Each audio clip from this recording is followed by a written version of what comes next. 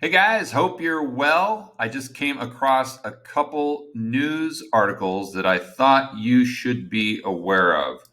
Let me get my giant bobblehead in the screen. Let me reduce this that a little bit. And here we go. Jabs equal jobs.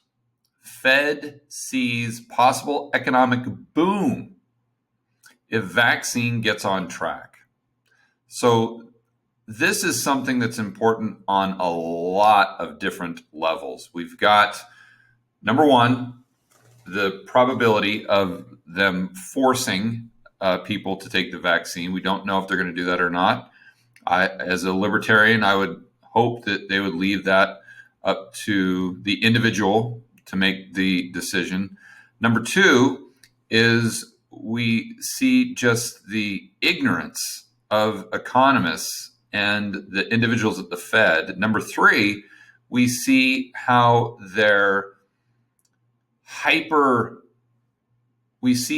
when they get hyper focused on the demand side of the economic equation, how it completely skews their ability to make economic forecasts. So let's go through this, and I think you'll see exactly what I'm referring to. One U.S. Federal Reserve official says there is now a clearer focus about the economy's path forward and a horizon for a fuller recovery. Another says the pandemic endgame is here. A third predicts 2021 will prove impressive, and they're talking about economic growth, GDP. They go on to say we have $1 trillion in excess savings. You gotta love the Keynesians, don't you? It's not we have $1 trillion in savings. We have $1 trillion in excess savings, as though savings is just bad. It's just sitting there and just not doing anything. It's not serving a purpose. It should be spent on consumption, so it's out there circulating in the economy. This terrible problem we have with all this excess savings. We also have checks coming in the mail, Stimmys. There will be enough demand from consumers to keep the recovery on track, Fed Vice Chair Richard Clarida said last week in forecasting an impressive 2021.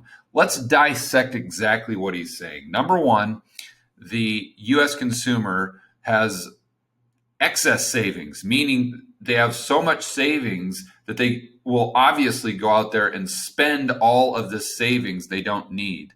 And in addition to that, they have stimulus checks coming from the government, so they're going to be spending like drunken sailors. And this is going to be fantastic for the economy and economic growth in 2021. Completely ignoring the supply side of the equation, completely ignoring the distortions to our economy, malinvestment, and a misallocation of scarce resources with alternative uses.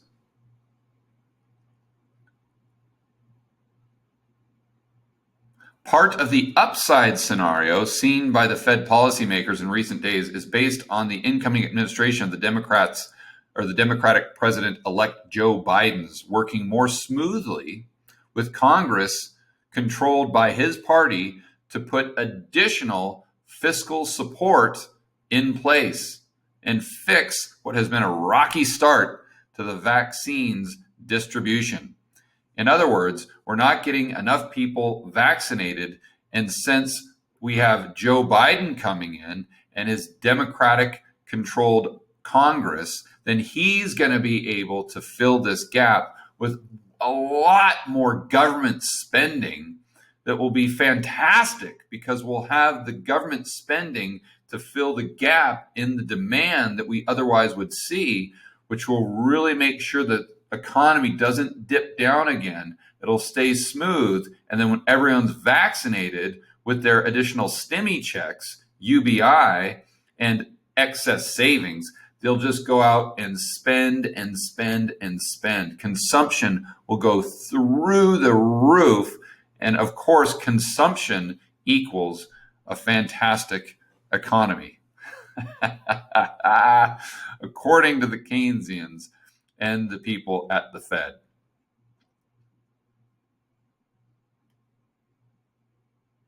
Now, they go on to compare South Dakota with California. Ironically enough, California has a very low rate so far of vaccination, but they kind of hint at where we might be going as far as a political narrative.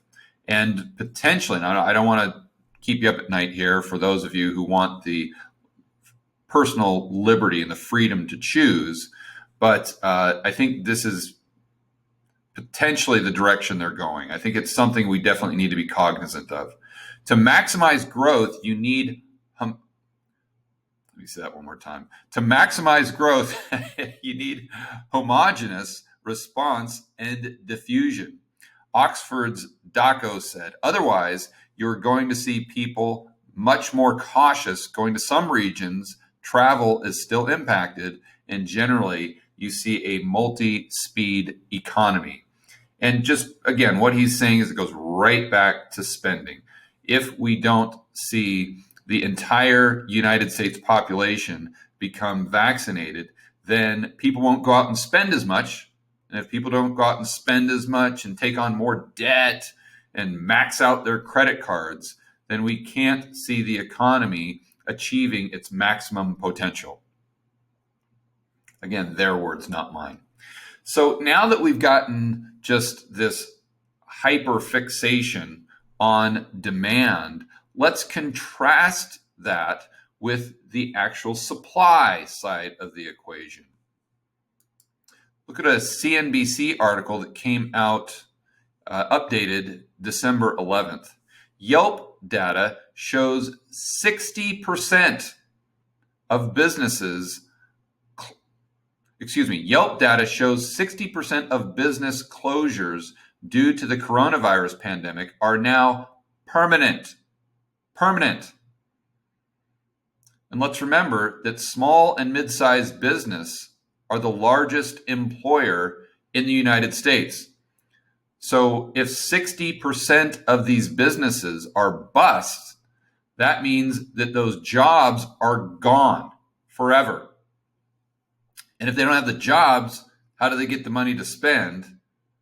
And the Fed would say, oh, well, that's easy. We'll just send them stimulus checks. Okay, but it goes back to our example we always use. And that's, is it the currency units that makes a society wealthy? Or is it the amount of goods and services that it can produce efficiently? See, these stimulus checks, if you're not producing more goods and services, or at least the same amount, all you're going to do is see consumer price inflation, and it's going to be a net wash. You're not going to increase purchasing power on net aggregate. And that's, for some reason, what the people at the Fed and the Keynesians, it just completely escapes them. There's some bullet points here.